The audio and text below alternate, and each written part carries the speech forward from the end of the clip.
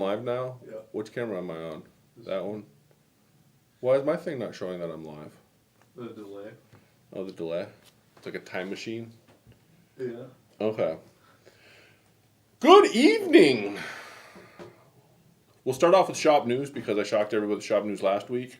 Fate smiled upon us after putting out such tragic news. As you can see, I'm much happier now. We have a person that is going to continue on. We have a new regime planned for Four Pines Quilting. I had somebody approach me after last week's. It's like, you know what? I have the time and the resources. I want to own a quilt shop, and I tried my hardest to talk her out of it. But she's like, nope, it's going to be fun. And I can tell you, I was actually kind of excited that she wanted to do it because she's a really good fit for the shop. And I'm really excited about it. Hopefully, maybe next week or the week after, we'll actually have her on because it works out really well. We're going to kind of phase her in, and then starting at the new. We still got a lot of details to work out.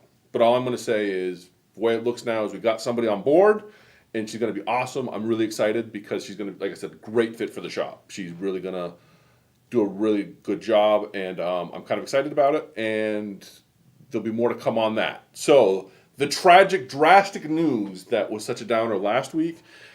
The cosmos have smiled upon us, and things are looking up. Even though all my economic stuff I showed you last week really hasn't changed. but even after watching that, she was like, I still want to own a quilt. I'm like, okay. And like I said, she'll be awesome.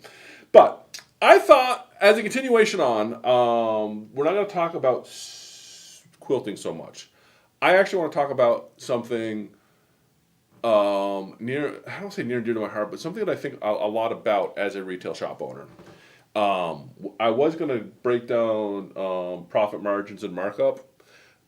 We might get to that. But I wanted to talk about something more important from a consumer side of something like different theories, I think. Right? I don't know. No, it wasn't Danny. Danny's like, I love the shop, but I don't want that headache. Like I said, her name's Louisa. Louisa's awesome, and like I said, she'll be a great fit. She fits right in. So you'll love her, and she's got lots of plans, and I'm very excited about it. So one of the things I want to talk about is, let me tell you a story. Every now and then I've got to go over to Hobby Lobby because we got Hobby Lobby next door. Because we were doing a class, so I need to pick up a couple odds and ends to finish up a project. So I'll go over to Hobby Lobby, and I'll be checking out. And inevitably, it seems like every time, at least half the time I go there, maybe y'all can relate to this. I'm standing in line, and there'll be somebody in front of me with a cart full of stuff. And they'll be wringing that cart full of stuff out. And they will wring out, I'll use this needle threader as a prime example.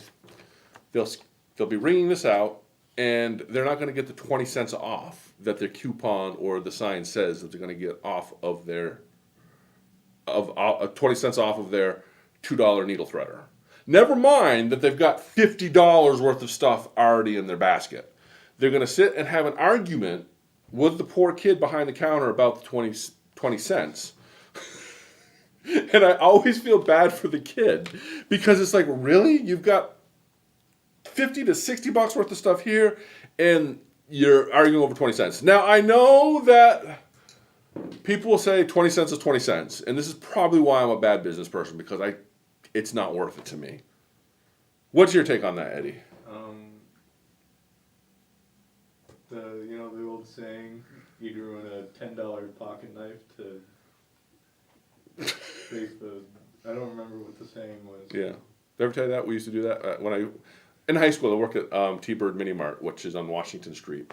And one of our favorite things to do was to super glue quarters to the ground outside the door and just kind of watch people go out and try. But anyway, that's a whole nother story. But the reason I tell that story is because there's something I have to think, because I have sometimes this has happened. What's that? A fart to save a quarter and ruin a $10 pocket knife. Yes, there you go. Just to save a quarter, you ruin a $10 pocket knife to save a quarter. Yes. Because I've run into that before. Like, this happened once that, was it a mislabeled sign? Anyway, somebody knew that it was mislabeled. Like, it was very obvious that you're not going to get a 1 yard cut for like $2. because I think the 1 yard was somehow like in the fat quarter table, whatever. And so the lady got like 6 of them and brought them up to the counter. And I thought, oh, 1 yard cut, start ringing them out. Those aren't $8, they're marked at $2. And now I could have argued with her, which I really, really wanted to. And I looked right at her, I said, you know that's not right, right? Yeah, but it was labeled that way. And she felt really guilty. I'm like, that's fine. So I start ringing her out. She's like, oh, no, you made us think about it. I'm gonna let you, I'm gonna go ahead and follow through with this. So what I wanted to talk about today, I was gonna get into the math, but what I really want to talk about today, because, we were talking about stores and, letting it go, is being a good customer. And we're lucky, I've always said this, we're lucky here at the store for the most part, except for a few exceptions, like the lady that came in and, I shamed her into it, but still. Most people we don't have a lot of those conversations here because a lot of times too, we don't run a lot of sales. Because one of my philosophies has always been, and I really think that you see a lot more of this now, is that I, as a store owner, am going to give you the best deal I can because I want to treat you right. It's like when you call up your insurance company and say, you know what, Flow on Progressive is going to save me 15%, or is that Geico that saves you 15%? That's Geico. Geico. Called up Geico and going to save you 15%, and you call up Flow at Progressive and say that, and what's Flow tell you? Oh, I can say, you've been such a good customer, I can probably take that 15% off for you.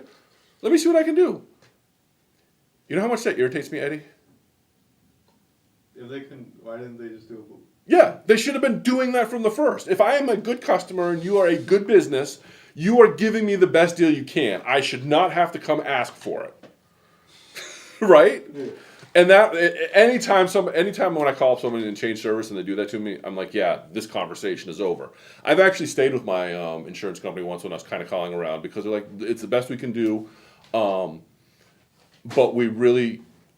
And it was, I stayed with them because the guy's like, you know what, yeah, I'll be honest, we can't save you that $200, but remember the time when we took care of you. And I'm like, yeah, that's true. Dealing with claims was pretty nice.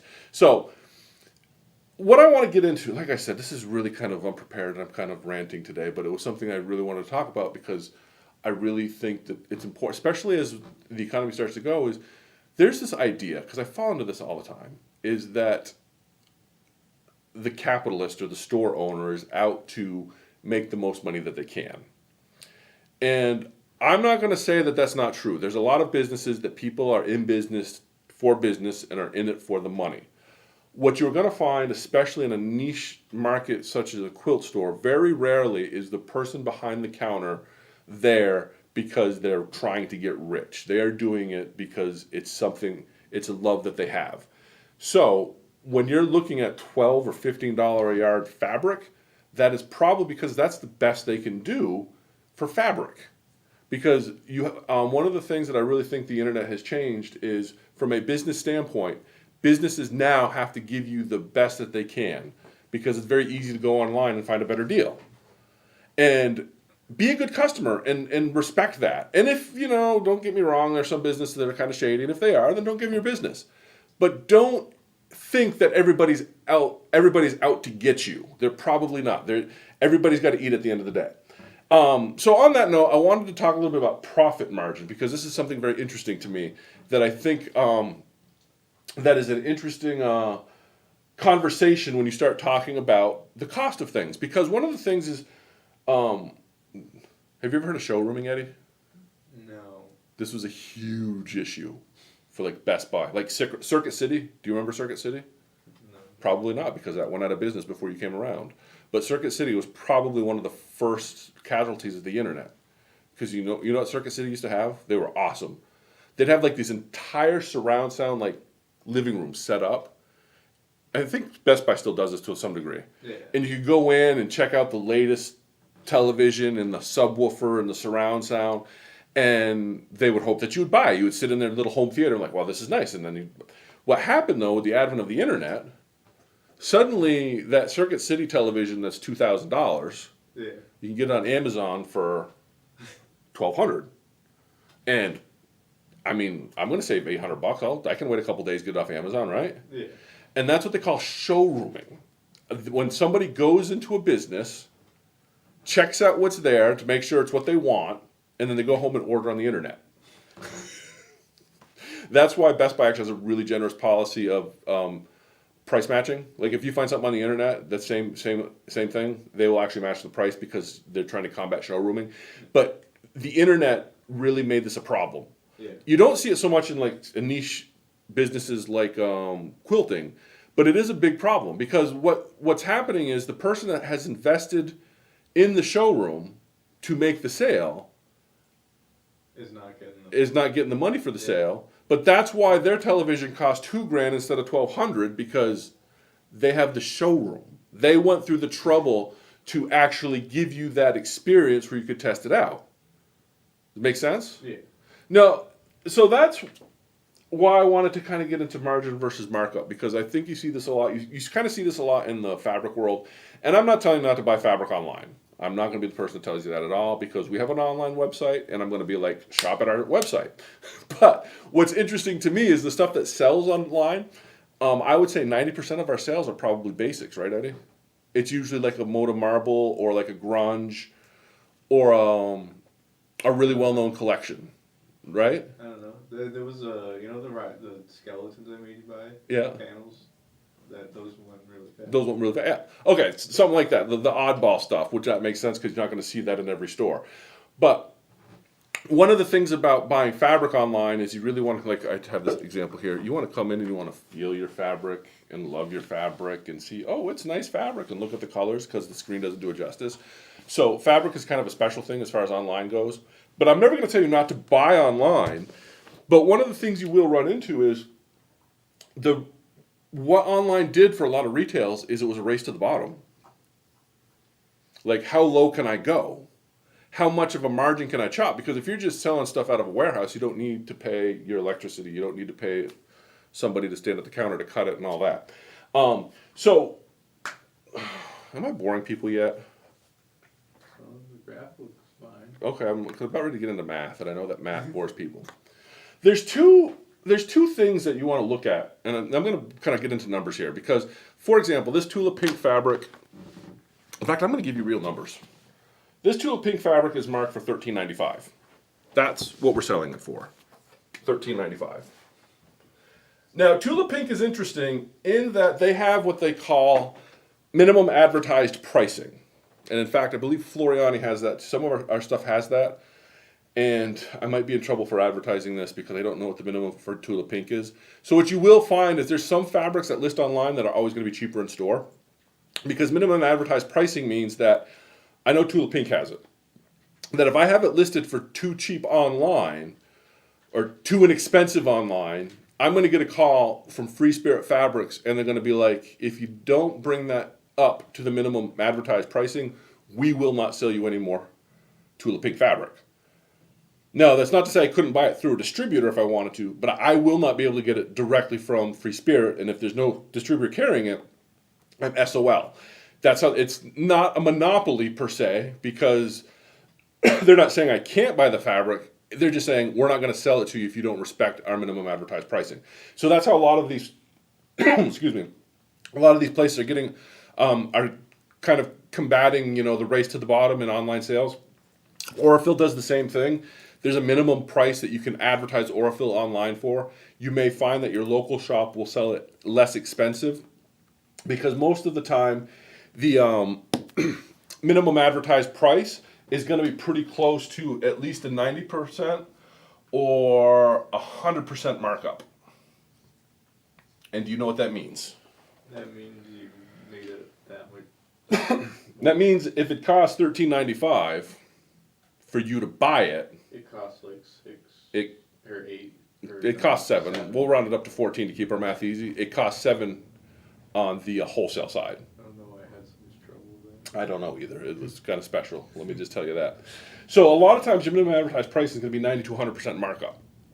And that's so, like I said, there's not a race to the bottom. Because what happens is, we're going to use this Tulip Pink as an example. So you've got two things from a business standpoint that you're looking at. And this is going to be pretty true for all retail. This is, now what you'll find is this margin and markup, they're actually very related numbers. They just mean different, they're different metrics.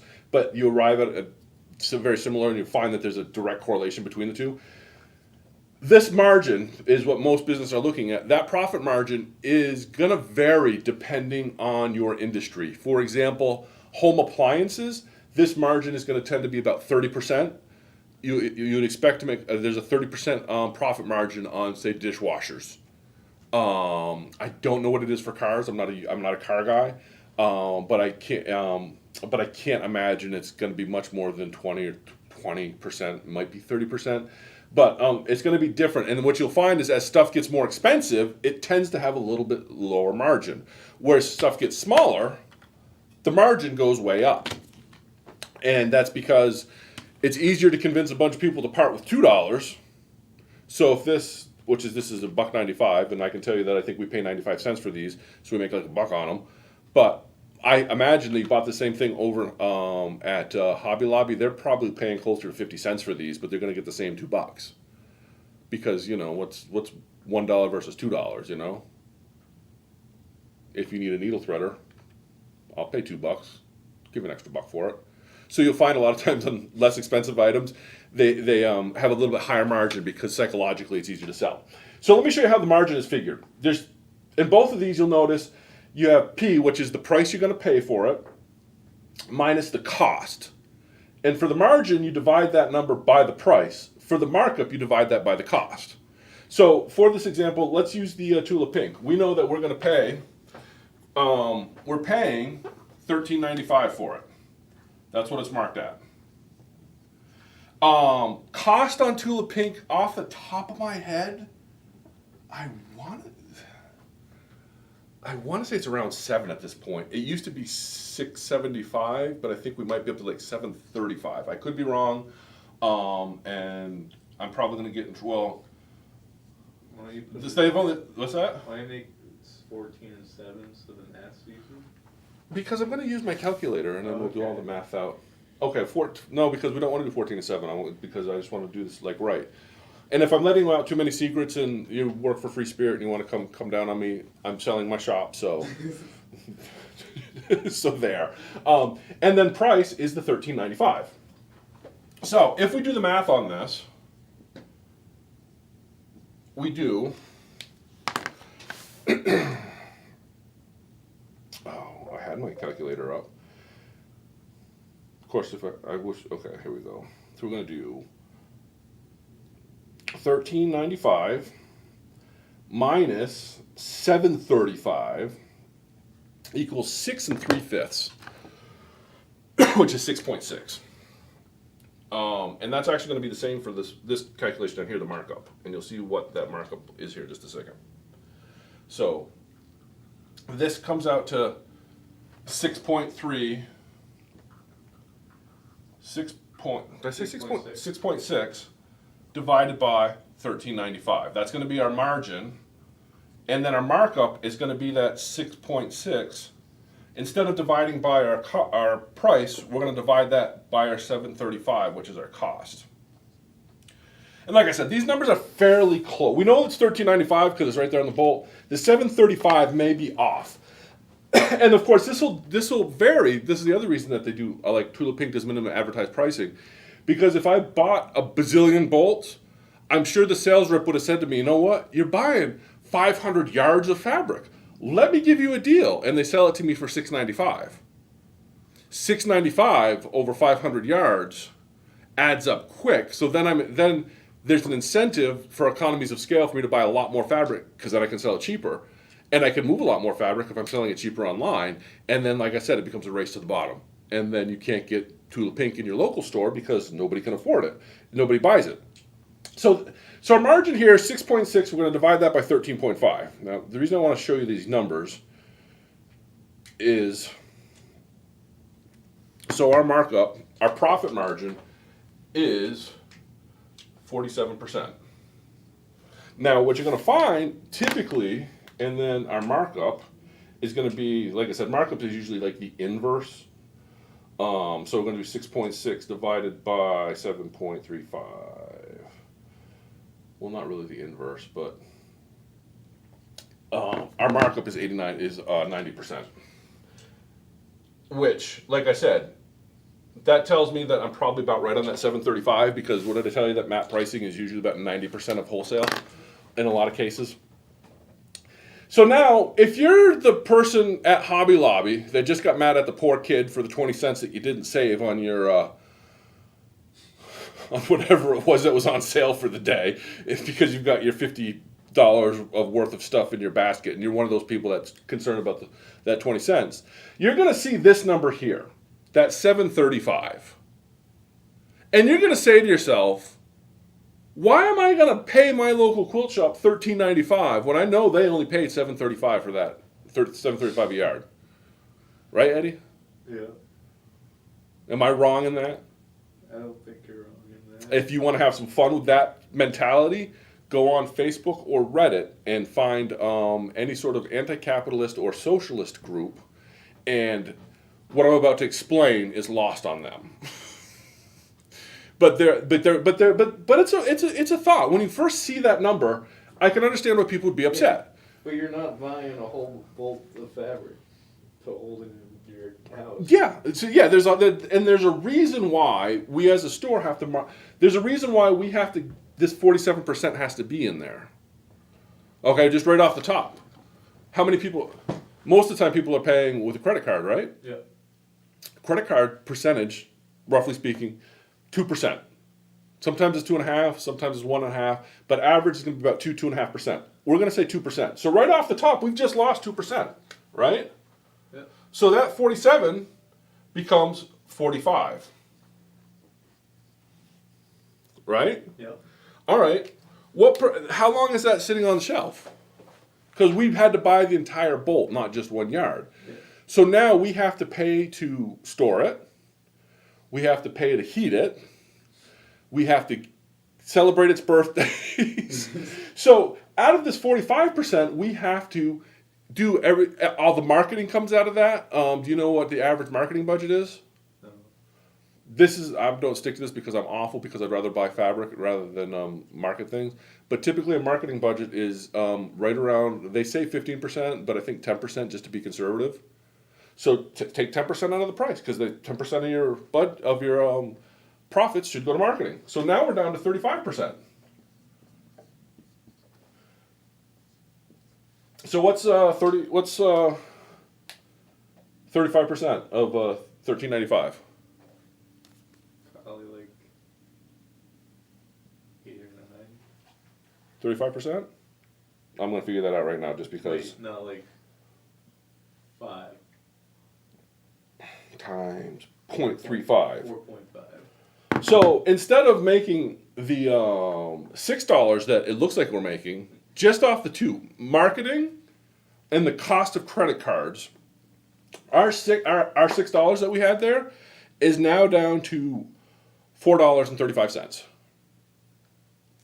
And then you figure in rent, you figure in electricity, you figure in what I have to pay Eddie so that he'll cut this for me. That 35% is what keeps the lights on, or that 47%. And there's a lot that has to come out of that 47%. And so when you're arguing about that extra 20 cents at the checkout, keep in mind that, like I said, there's a lot that has to come out of that. Now, take this a step further. This is like higher end. I'm going to let you in on like on big ticket items, like a sewing machine, a big embroidery machine. What did we say the profit margin is on? I'm not going to do the math for that, but remember what I said the profit margin was on that? Like 30%. 30%. Now think about that. What's 30% of like just to keep the math easy of a $10,000 machine? 300. Wait, no, 3,000. 3,000. Yeah, I was. Yeah.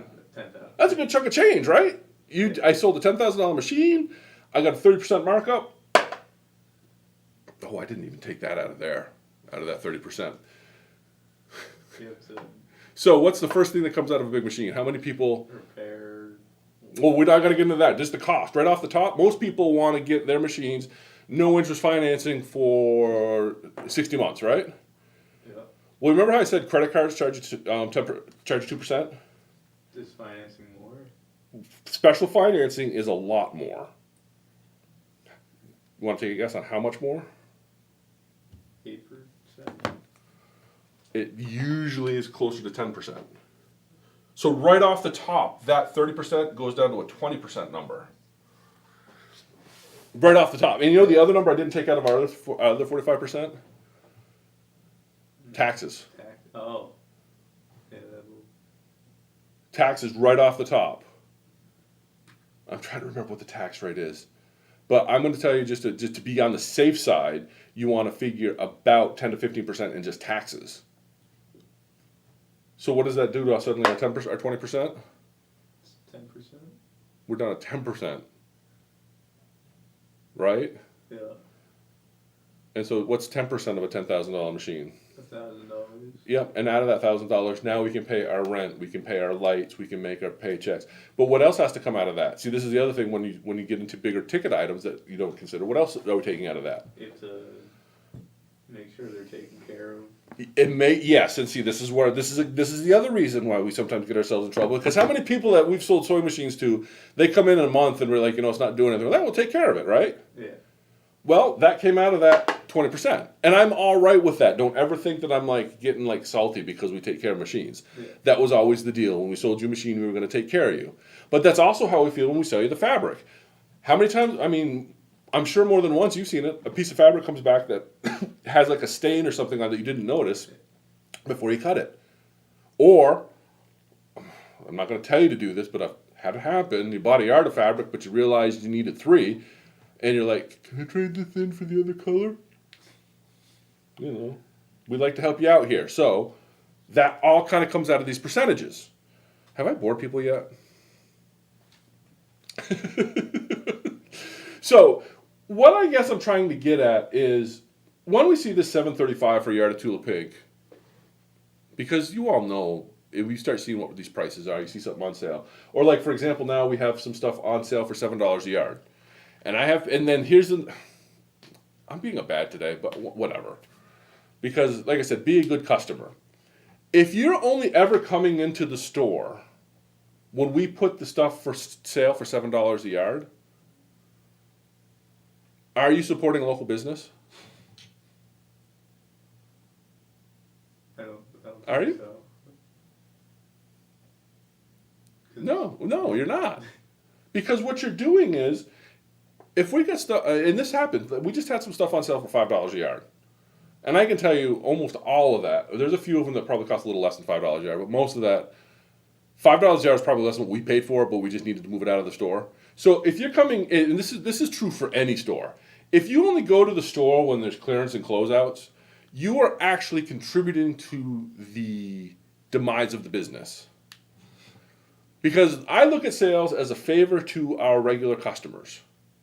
We love you, we appreciate you, let's give you a deal because, well, this has been here too long, it needs a new home, so why don't we give it to the people we like? The problem is, when you have a sale, everybody gets to buy. And then everybody comes in, and if you only buy at sale time, what happens is, if I've got this on sale for $7 a yard, what does that mean? It means I have lost 35 cents for every yard that I sold on sale, right? I paid you for the privilege of buying the fabric. And that is not sustainable. So that's one thing to keep in mind. And like I said, I've got nothing against being frugal and taking care of your business, but one thing you got to remember: this is a hobby, and money. It's more important what you do with it than how much of it you have. And if you're enjoying the hobby, spend it. If you don't enjoy it, you don't like the fabric, don't spend it. But keep in mind all these numbers, because if we want our stores to stay around, if we want our local business to stay in business, there has to be some money built into the price of everything so that they can continue so that the people that operate these businesses can eat. I mean, you can tell from my belly that I haven't missed too many meals. But you see it at farmers markets a lot. You go to a farmer's market, like a farmer's market or a craft fair, inevitably there's somebody who's like, oh, it's handmade, it must be less expensive. Well, you run into that a lot, but not necessarily. There's a lot more that goes into it. And don't be a bad consumer. I guess that's like we've really departed off of quilting today, but that's really the rant I wanted to have. Yeah. Because I really want you all to be excited about the new ownership and realize that we're all going to be good consumers and don't like come and beat us up. Because that's the other thing. Because I guess what kind of started this rant is after I announced that we might be closing. What's the first thing everybody asks? Is it gonna be a sale? When's the sale? Yeah. When's the sale? It's like the vultures. Like, when's the sale? It's like, I mean, I get wanting to get a good deal, but part of the reason why we were in the predicament we're in is because there's a lot of people that are waiting for the sale, and that's not sustainable. If we, money is kind of a representation of your energy and what you've done, right? So put it into something you enjoy. So I get wanting to save it, but also keep in mind that I guess what I'm saying is, from a business standpoint, most small businesses are not out to get you. The price is the price because that's what they need to stay in business. And you'll probably notice am I rambling? I think you got it. You think, but I'm kind of repeating myself at this point. But I guess what I was trying to say is that I want people to understand why that 40% is in there. And you can easily, you can easily see the actual price of tool. I just looked it up. You can yeah, but just like easily look it up. what wholesale price of Tulip Pink? Yeah. What's it say? Just out of curiosity. It said Well, if you go to freespirit.com, it might be our like company login. Logs you in. I don't know, because this weird thing. But it. No, I'm not logged in. It says Cafe Facet Is that the map pricing? fabric set cost $6.25. We're expecting to sell at $11.50. Okay, yeah. So they have that right on their website. So $6.25 sells at $11.50, which probably comes out, like I said, about that 90% profit margin. And like I said, the reason for that is to make sure that shops can stay in business. That's what we're here for. We're supporting a business because I don't know how many times you had to go to Amazon because you couldn't find something local that you were looking for. I usually run into this from making some sort of stupid electronics project because Radio Shack went out of business. But part of that is, I'll go back to this. This is why I love having Hobby Lobby next door. Because this, I can get probably a 60% profit margin on it, or like 110% or 200% markup. But the problem is that 200% markup is still only like $1. And I can't sell enough of these. Yeah. So I've got to sell 3 of these, or 6 of these, for 1 yard of that. Yeah. Right? So I can't sell enough of these in high enough quantity. So I really appreciate having Hobby Lobby because this is the kind of stuff, go to Hobby Lobby and buy it. Buy this on Amazon. This is another thing I'm going to encourage you to do. Support your local store. But, if there's like a $2 item that you want special ordered, have a serious, frank discussion with your local shop and say, look, I know it's only $2. Is it worth it for you to order it, or should I just get it online? And you know what I would say? Get it online. Probably get online. Because another dirty little secret, sometimes when I see that, sometimes Amazon is actually cheaper than our wholesale. And so I'll actually buy it on Amazon in bulk and save like a dime and then sell it for the same price that it's listed on Amazon for. So everybody, I make my dime and everybody goes home happy. But yeah, the internet's really changed a lot of stuff. And I also think it's also changed how people do business. It's not like the good old days of I'm out to screw you as hard as I can to make as much money as I can. Most people now, a lot of business owners recognize that it's more about treating everybody fairly. And I think a lot of business owners realize that, and I think a lot of customers do, but not all customers recognize that that's kind of the new state of business. That we realize that it's a mutual thing. We're not trying to outdo one another. Like, you ever meet those people that have to dicker for everything? It kind of comes from that old school, like, I know you're out to get me. I know you're trying to fleece me for all I'm worth, so I've got to try and fleece you for all you're worth. And it's counterproductive. A lot of small business owners realize this is what it costs me, this is what I got to sell it for. And there are some businesses that expect you to beat them up on price, but it's very rare now because I can just go online and say, what's this really cost? And if And if my local business isn't price competitive, then, or even in the same ballpark, then a lot of times people aren't going to do business with you. So most small businesses are going to give you the best deal they can. And I'm going to say most corporate business too at this point, but I don't want to make that blanket statement because, evil corporations and the capitalists. All right, we should probably wrap this up. Yeah. But I got to give you my last rant. All right. Okay, this is like a total esoteric thing, but you know that capitalism is a Marxist construct. No, I didn't know that. You didn't know that? Capitalism was invented by Karl Marx. There is no reference to capitalism prior to Das Kapital and some of Marx's economic theories. The father of capitalism, what's his face? Was it John Smith? Who wrote The Invisible Hand? I don't know. I'm I think it's Smith. Adam Smith. Oh, Payne. Adam Payne. Right? Adam Smith. Adam Smith. I almost had it. Tom Paine wrote something else. Adam Smith. You will not find anywhere mentioned capitalism in his work, and he is considered the father of free markets. Free markets are different than capitalism. Capitalism is a Marxist construct, and if you start to argue capitalism with a Marxist, you've already lost because you've ceded the premise. Right? Yeah. I'm going to argue, you invented the bad guy, and now I'm going to argue with you that he's not so bad. How are you going to win that argument? You're the one that invented the bad guy. Free markets, that's all I'm saying. That's a complete side note, but it's one of those things that you run into. Like I said, the same places where you go online and find people that think this is bad and the end of the world, same people that are mad at landlords. They're the that's a whole other comment. Anyway, like I said, I'm excited. I'm excited about the direction of the store. Like I said, I'm really excited about Louisa taking over. Like I said, we have a lot of details to work out, but so we got like 3 months, but the new year is going to bring a lot of changes. It's going to be very exciting. I'm very excited about it. It's going to be fun. She may start doing some of the YouTubes with us too. She's got way more energy than I do too, if you can imagine such a thing. So, but she's a really good fit for the store. I was very excited about it because, I was worried that you would get somebody that it became like it was going to be, I don't know. I better not say him anymore.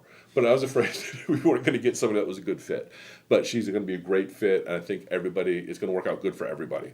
So that's all I really got for tonight. When we come back next week, we'll actually have something interesting. We won't be talking retail economics and capitalism and Marxist. Maybe we'll talk Marxism. Marx is fascinating.